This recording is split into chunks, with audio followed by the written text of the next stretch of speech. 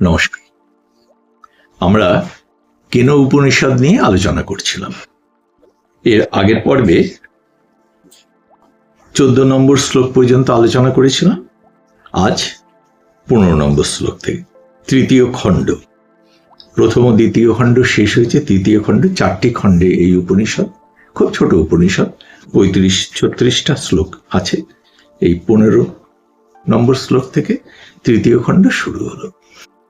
আমরা প্রথম খণ্ড শুরু হয়েছিল, আমরা জানি কিভাবে ফান্ডামেন্টাল কোশ্চেন নিয়ে ঋষি ছাত্ররা তারা প্রশ্ন করেছেন, কিভাবে মন চলে, কার শক্তিতে মন আন্দোলিত হয়, কিভাবে চোখ দেখে, কিভাবে কান শোনে, ইত্যাদি ইত্যাদি। কেনে শীতং পততি প্রসীতং মনঃ, কেন প্রাণঃ প্রথম প্রীতিযুক্তঃ, কেনে শীতাম বাচমিমাং বদন্তি, কিভাবে আমাদের এই বাকশক্তি কথা বলে। চক্ষুশ্রোত্রং ক উ দেব জুনক্তি, এই চোখ দিয়ে চোখকে নিজে নিজে দেখে না, কেউ চোখকে দেখায়। হ্যাঁ, শ্রোত্রং কান কি নিজে নিজে শোনে? তার উত্তরে ঋষি পুরুষ যে মূল কথাটি বলেছেন যে এই সবকিছুর অন্তরে একই অন্তর্নিহিত শক্তি আছে, যে শক্তি সমস্ত কিছু চালনা করে, সেই আত্মশক্তি বা আত্মা। তাকে যদি জানা যায়, বলেছেন যে ধীরাহা প্রেত্যাস মাল্যকাত অমৃতা ভবন্তি, অর্থাৎ জ্ঞানী ব্যক্তি যখন তাকে জানতে পারেন, যখন সেই উপলব্ধি হয়, তখন কি হয়? অমৃতা ভবন্তি, অর্থাৎ অমৃতত্ব লাভ হয়।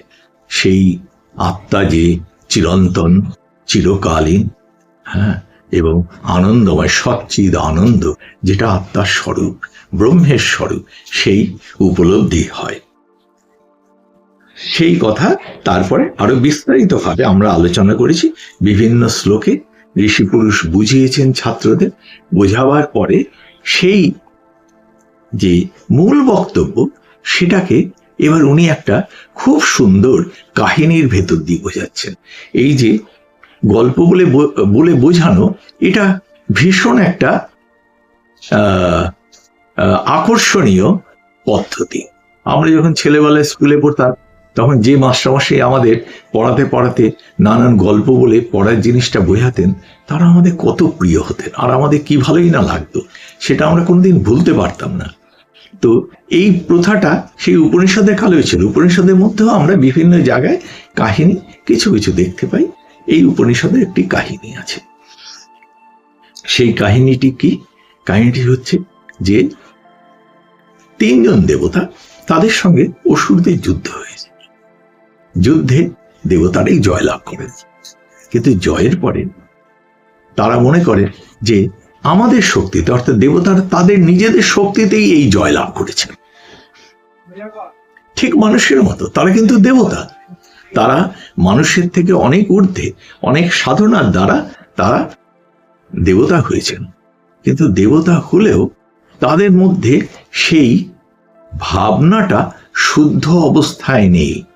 বরঞ্চ আমি বলবো, বা আপনারা এই আলোচনায় শুনেছেন, যে ঋষি পুরুষের যারা ছাত্র, তাদের মধ্যে ধারণাটা অনেকটা উচ্চ। তারা তো প্রশ্ন করছে যে তাদের মনের মধ্যে সন্দেহ হচ্ছে, সত্যি সত্যি চোখ হয়তো নিজে নিজে দেখে না, কান হয়তো নিজে নিজে শোনে না, কিছু একটা শক্তি আছে যা সবকিছু পরিচালনা করে, প্রাণ শক্তি, যা সমস্ত কর্মগুলো করছে, সেই কর্মগুলো সেই প্রাণ শক্তির ভেতরেও একটা কিছু শক্তি সেই প্রাণ শক্তিকে চালনা করছে, যা বিভিন্ন আমাদের অঙ্গের ভেতর দিয়ে চালিত হচ্ছে। যে শক্তি, যে প্রাণ শক্তি, তার ভেতরে কিছু একটা আছে, যা যেখানে ঋষি পুরুষ বুঝে প্রাণস্য প্রাণ, তার ভেতরে প্রাণ আছে। কিন্তু আশ্চর্যের বিষয় হচ্ছে, এই দেবতারা কিন্তু ভাবছেন না না, আমরা এই যুদ্ধে জিতেছি। তাই এটাই যে স্বাভাবিক ভাবনা, সেই স্বাভাবিক ভাবনা নিয়ে এই গল্পটা ঋষি পুরুষ বলছেন। এই তৃতীয় খণ্ড শুরু হচ্ছে সেই আখ্যান দিয়ে। বলছেন কি? 15 নম্বর শ্লোক বলছেন, ব্রহ্ম হ দেবেভ্য বিজিজ্ঞে তস্য হ ব্রহ্মণ বিজয়ে দেবা অমহিয়ন্ত তে ঐক্ষন্ত অস্মাকং এবায়ং বিজয় অস্মাকং ইবায়ং মহিমেতি। মানে কি বলছেন? বলছেন যে এই দেবাসুর সংগ্রামে অসুররা পরাজিত হলো, দেবতারা জয় হলো। জয়টা করালেন ব্রহ্ম চেতনা, ব্রহ্ম শক্তি এই জয়টা করালেন। কিন্তু দেবতারা ভাবলেন যে না, আমরাই জয়ছি। দেবতারা নিজেদেরকে মহিমান্বিত করলেন, বললেন যে আমরাই জয়ী হয়েছি, হ্যাঁ, এইটা আমাদেরই শক্তি। তারপর কি হলো? দেবতারা যখন এটা ভাবলেন, দেবতারা তো মানুষ যদি এটা ভাবে তাহলে একটা কথা বোঝা যায়, কিন্তু দেবতারাই ভাবছেন। তা দেবতাদের দেবতা সেই পরমেশ্বর পরম ব্রহ্ম, তিনি ভাবলেন না, দেবতাদের তো এরকম ভাবাটা ঠিক নয়, তাদেরই ভুলটা সংশোধন করে দেওয়া উচিত। তাই তিনি কি করলেন?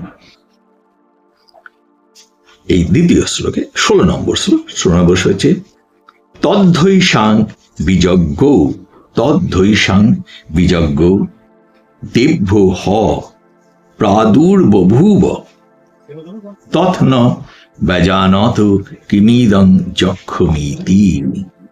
কি বলছেন?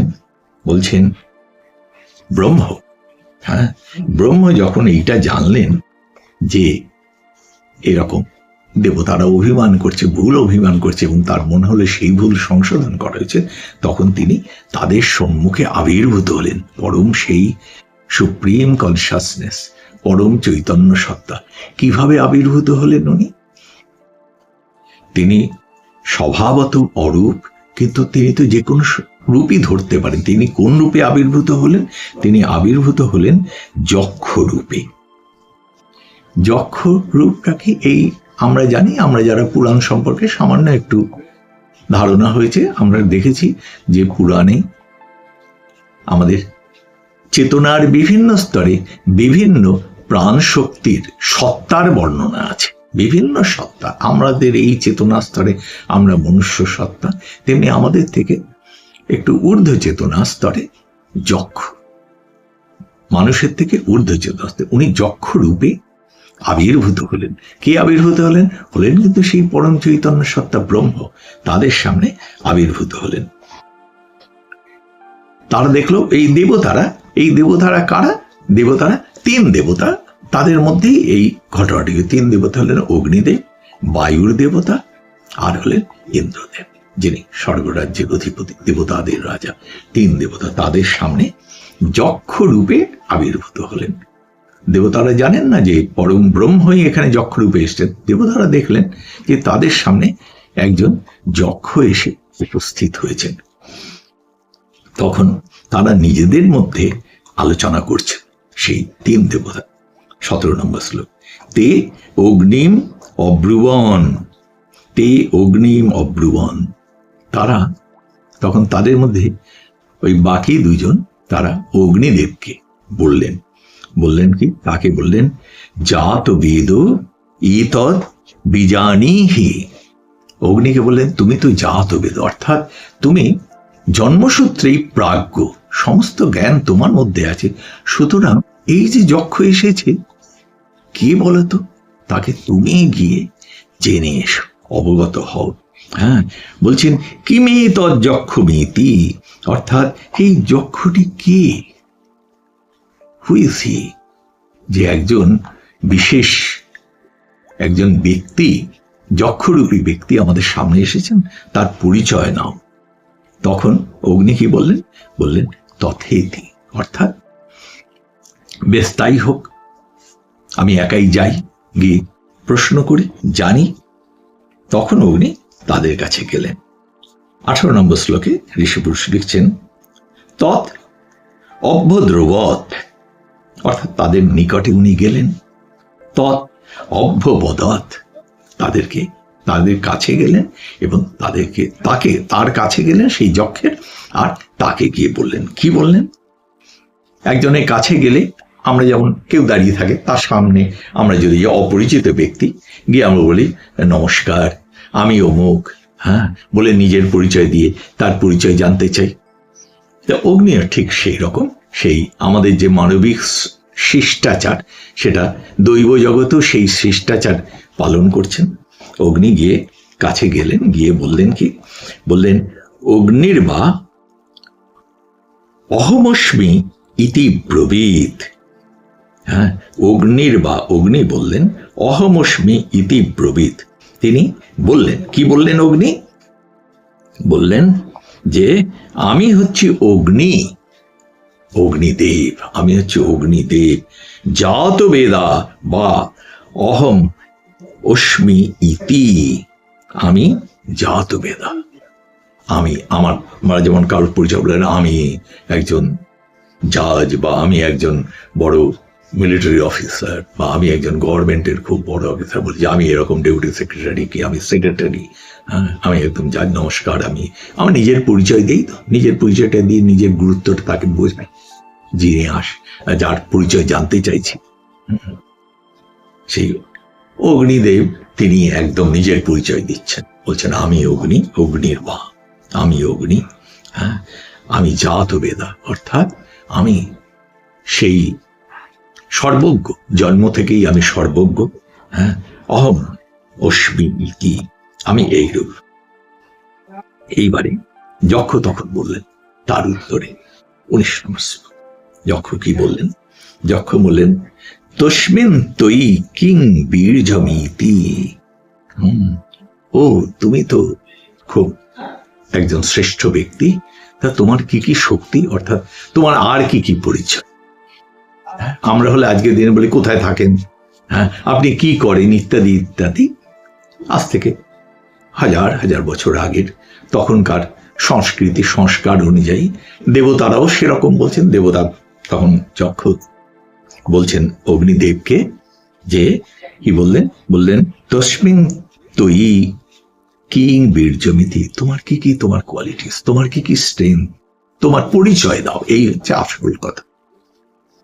তার উত্তরে অগ্নিদেব কি বললেন, যেমন আমরা বলে থাকি, অগ্নিদেব তখন নিজের শক্তির কথা বলছেন, উনি তো মানে গর্বিত, হ্যাঁ নিজেকে নিজে গ্লোরিফাই করেছেন যে আমরা যুদ্ধে জিতেছি অসুরদের সঙ্গে, আমি শক্তিমান, আমি সব জানি। তো অগ্নিদেব এখানে বলছেন উপীদং সর্বং দহেয়ং যদিদং পৃথিব্যাম ইতি, বলেন আমার এমন ক্ষমতা, হ্যাঁ পৃথিব্যাম ইতি, সারা পৃথিবীতে, উপীদং এইখানে সারা পৃথিবীতে যা কিছু আছে, হ্যাঁ দহেয়ং আমি সমস্ত আমার শক্তিতে দগ্ধ করে দিতে পারি, আমার এমন ক্ষমতা। যক্ষ হাসলেন, মনে মনে অ্যাটলিস্ট যক্ষ নিশ্চয়ই হাসলেন, কিছু বললেন না। কেন, যক্ষ নন, যক্ষ তো সেই পরম ব্রহ্ম। যক্ষ কি বললেন তখন, যক্ষ বললেন তস্মৈ তৃণং নিদধৌ এতৎ দহ ইতি।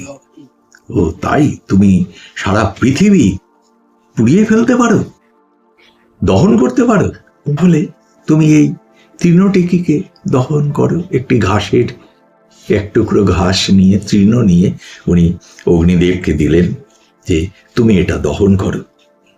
তখন কি হলো, ঋষি পুরুষ বলছেন 20 নম্বর শ্লোক চলছে এটা, তস্মৈ তৃণং নিদধৌ এতৎ দহ ইতি, বলছেন তৎ উপপ্রেয়ায় তৎ ন শশাক দগ্ধুম, তৎ উপপ্রয়ায় তৎ ন শশাক দগ্ধুম। অর্থাৎ তখন অগ্নি চেষ্টা করলেন তার সমস্ত উত্তাপ দিয়ে, সবকিছু দিয়ে তিনি কিন্তু পারলেন না। ন শশাক দগ্ধুম, উনি কিছুতেই তা দগ্ধ করতে পারলেন না। তারপরে কি করলেন, স তত ইব নিবৃত্তে, উনি নিবৃত্ত হলেন এই কাজ থেকে, উনি ছেড়ে চলে এলেন। হ্যাঁ, ঋষি পুরুষ কি বলছেন, বলছেন ন এতৎ অশকং বিজ্ঞাতুম যদেতৎ যক্ষমিতি, ন এতৎ অশকং বিজ্ঞাতুম যদেতৎ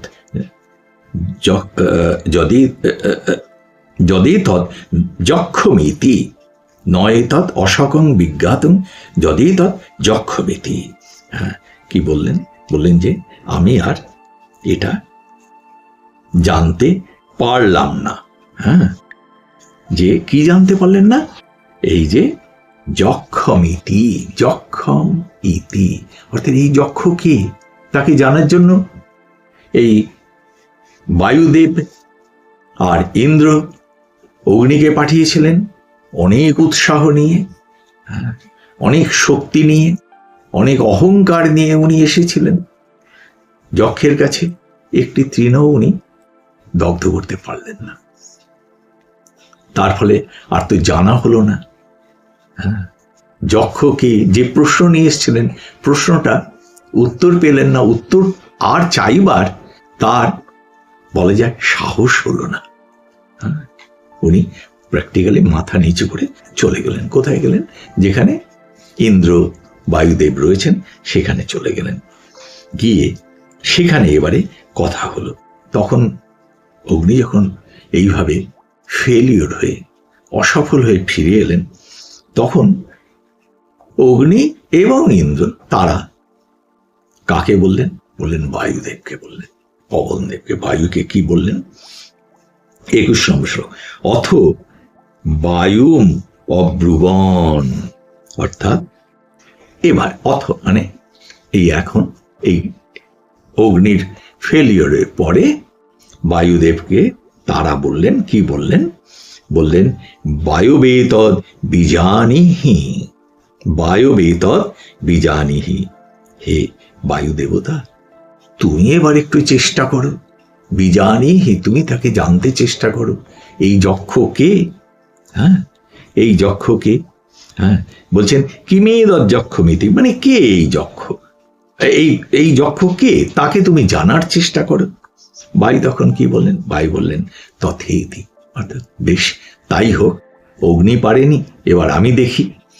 আমার তো শক্তি কিছু কম নয়, তার মধ্যেও সেই অহংবোধ আছে। ভাবছেন তার শক্তিতেই, বায়ুর শক্তিতেই, তার নিজের শক্তিতেই তিনি শক্তিমান। তিনি 22 নম্বর শ্লোক, ঋষি পুরুষ 22 নম্বর শ্লোকে কি বলছেন? বলছেন তৎ অভ্যদ্রবৎ। তৎ, তিনি তখন কোথায় গেলেন? সেই তার কাছে গেলেন, যক্ষের কাছে গেলেন, নিকটে গেলেন, যক্ষের নিকটে। তম অভ্যবদৎ, তাকে গিয়ে বললেন, কি বললেন? বললেন কো অশীতি, অর্থাৎ ক অশীতি, সেই যক্ষ তুমি কে? তুমি কে? এইটা বললেন। আর কি? নিজের পরিচয় দিলেন। নিজের পরিচয় দিয়ে কি বললেন? বললেন বায়ুর বা অহম অস্মি ইতি অব্রবীত, বায়ুর বা, বায়ু বললেন অহম অস্মি ইতি অব্রবীত মাতরিষ্যা বা অহম অস্মি ইতি, বলেন আমি হচ্ছে সেই বায়ুদেব, আমি বায়ু। আর আমাকে সবাই মাতরিষ্যা বলে, অর্থাৎ এই আমি প্রসিদ্ধ বায়ু, আমি এই অন্তরিক্ষে বিচরণ করি, সমস্ত অন্তরিক্ষ ভরে আমি আছি, ব্যাপ্ত হয়ে আছি। আমার নাম মাতরিষ্যা, আমি একজন বিরাট কিছু। আমার এই ডেজিগনেশন, আমরা বলি আমি একটা কোম্পানি এক্সিকিউটিভ, বড় উচ্চপদস্থ কর্মচারী, অনেক ক্ষমতাবান কেউ, বা আমি অত্যন্ত খ্যাতিমান শক্তি সম্পন্ন ইত্যাদি আমরা যেমন বলি, বায়ু তখন সেরকম বললেন যে আমাকে মাতরিষ্যা বলে সবাই জানে, আমাকে এই নামে লোকে চেনে। আমরা যেমন আমাদের ছোট্ট সংসারগুলি, আমাদের পাড়ায় যাবেন এই নাম বললেই আমাকে সবাই চেনে, আমরা যেমন বলি আমাদের ছোট সংসার, আমরা বলি ইনি বিশাল বিশ্বের বায়ু দেবতা, সমস্ত বিশ্ব জুড়ে তার অবস্থান। পৃথিবীর চতুর্দিকে বায়ু পরিব্যাপ্ত হয়ে আছে। উনি বলছেন মাতরিষ্যা নামে আমাকে সবাই জানে। যক্ষ বোধহয় এবারে একটু হাসলেন, কিন্তু বললেন কি? বললেন তস্মিন তৈ কিং বীর্যমিতি, ও তোমার এত ক্ষমতা আছে, তোমার এই রকম, তোমার নাম মাতরিষ্যা, তা তোমার কি করতে পারো তুমি? What are your powers? তুমি বলো। তখন বায়ু কি বললেন? বায়ু বললেন উপি ইদং সর্বম আদদীয় যদিদং পৃথিব্যামিতি, বায়ু তখন বললেন, এই যে এই পৃথিবীতে যা কিছু পড়ে আছে, যা কিছু আছে, আমি সব উড়িয়ে নিয়ে যেতে পারি। হ্যাঁ, সমস্ত বিনষ্ট করতে পারি, উড়িয়ে নিয়ে যেতে পারি, সব বিনষ্ট করতে পারি, সমস্ত কিছু। আমার এমন শক্তি। তারপর কি হলো? ঋষিপুরুষ বলছেন 24 নম্বর শ্লোকে, বলছেন তস্মৈ তৃণং পৃথিবীমিতি। এবার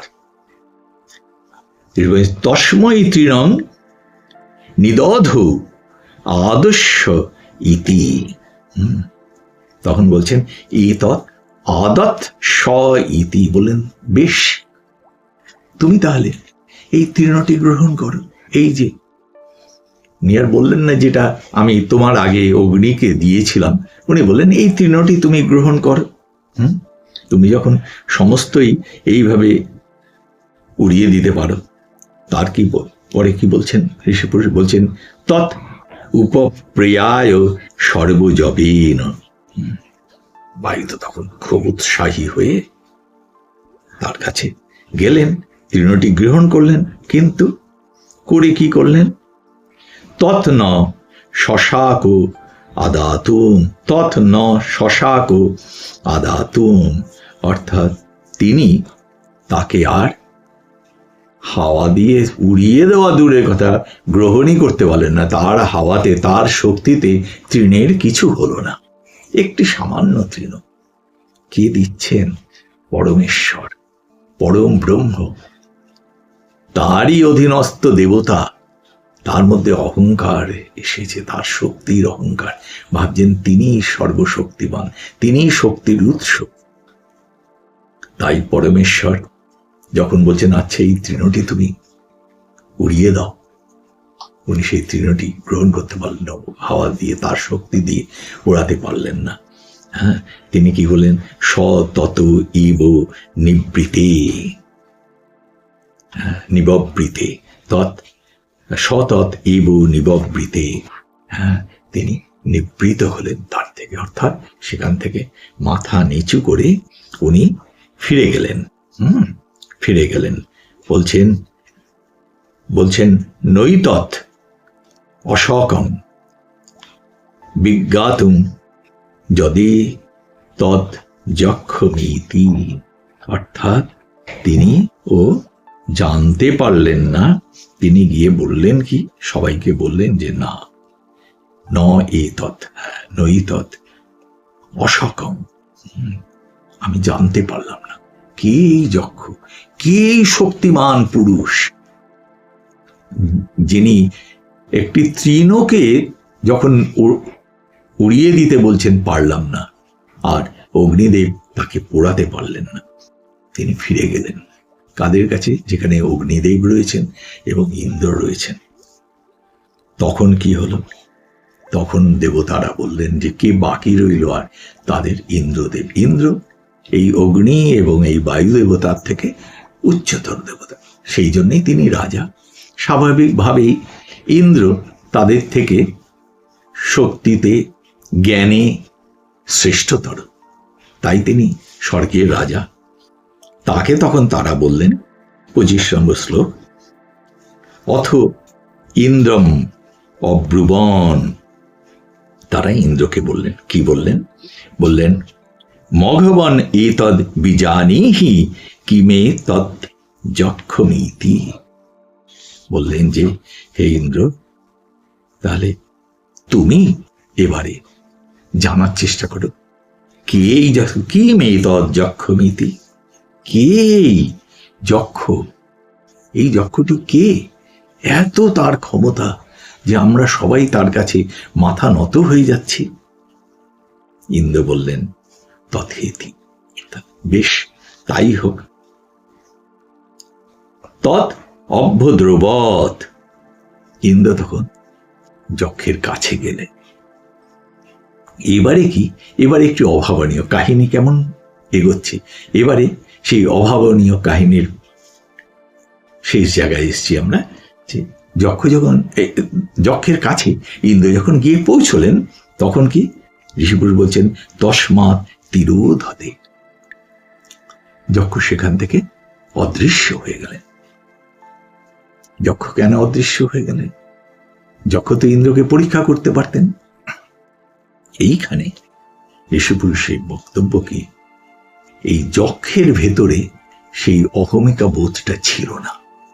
যক্ষের মন অগ্নি এবং সেই বায়ু দেবতার থেকে শুদ্ধতর ছিল। যক্ষ শুধু এসে দাঁড়ালেন, তদ অভ্যদ্রবৎ, আমরা এর আগে পড়েছি।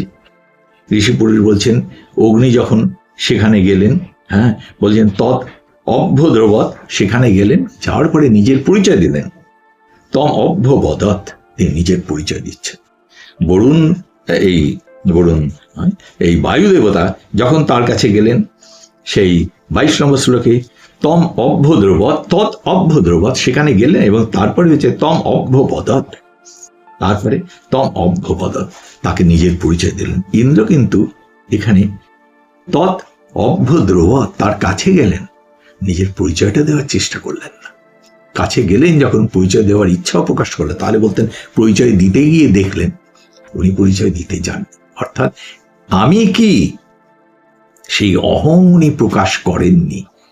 তাই উনি আর যক্ষকে সামনে পেলেন না, যক্ষ অদৃশ্য হয়ে গেল। যক্ষ অদৃশ্য হলো কেন? কেননা ইন্দ্রের মধ্যে সেই আমিত্বের অহংকারটা সেই সময় ছিল।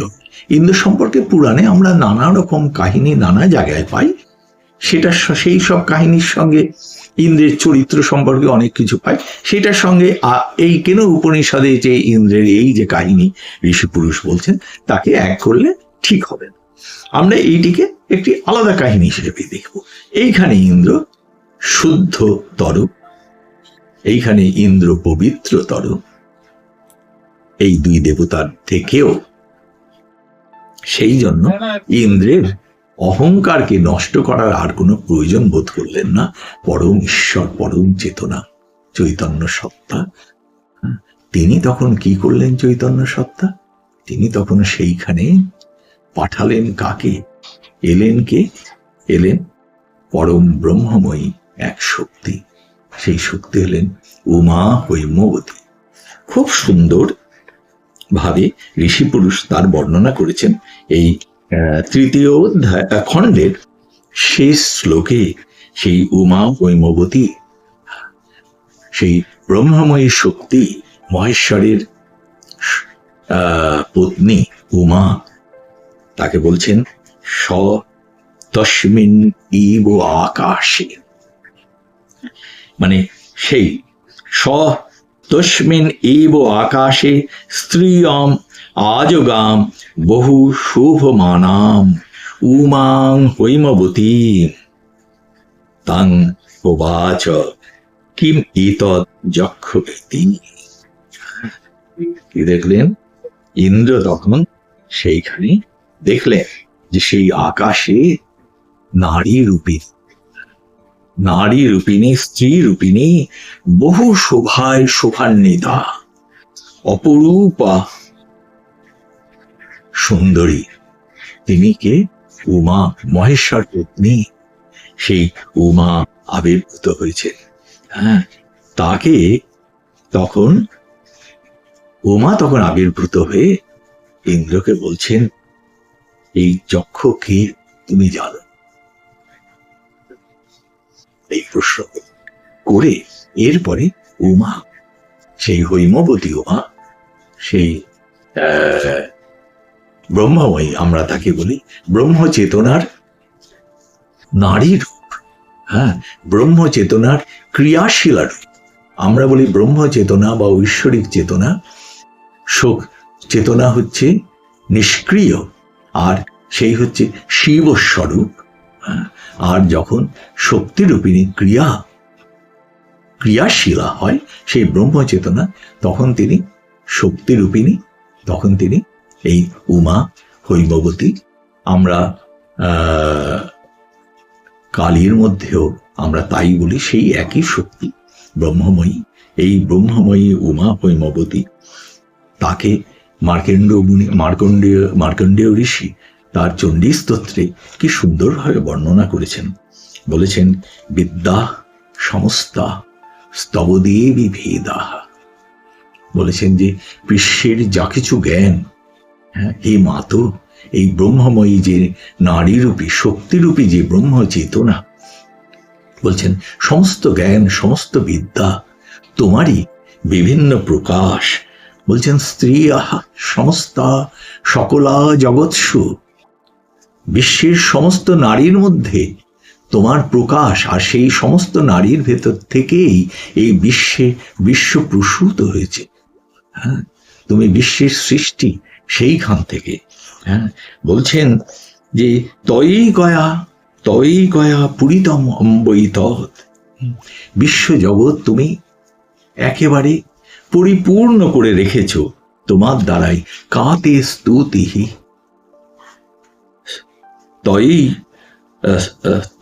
তস্যই পরা পরক্তিহি। তোমাকে আমি কি তোমার স্তুতি করব, যাই স্তুতি করি তাই কম হবে। সেই উমা বৈনবতী তখন ইন্দ্রের কাছে সেই বললেন যে যক্ষ কে? যক্ষ হচ্ছে সেই ব্রহ্ম চেতনা, সেই পরমেশ্বর। সেই কথাটা নিয়ে আমরা এরপরে চতুর্থ খণ্ড, শেষ খণ্ড এই কেন উপনিষদের 27 নম্বর শ্লোক, সেটা আমরা পরের পর্বে এবং শেষ পর্বে আলোচনা করব।